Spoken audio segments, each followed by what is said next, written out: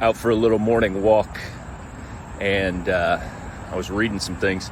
My boy Sean Ryder, shout out Sean, great post today, posted about changing your life in 3 years.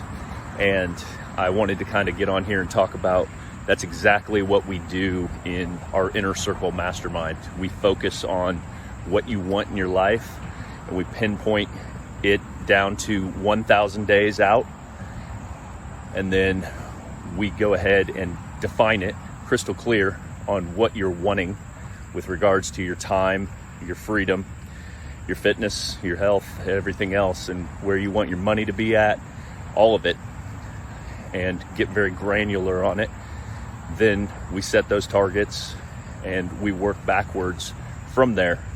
So, I mean, his post was very appropriate about how you could have anything you wanted as long as you get clear and clarity on what you're looking for and what you desire in life.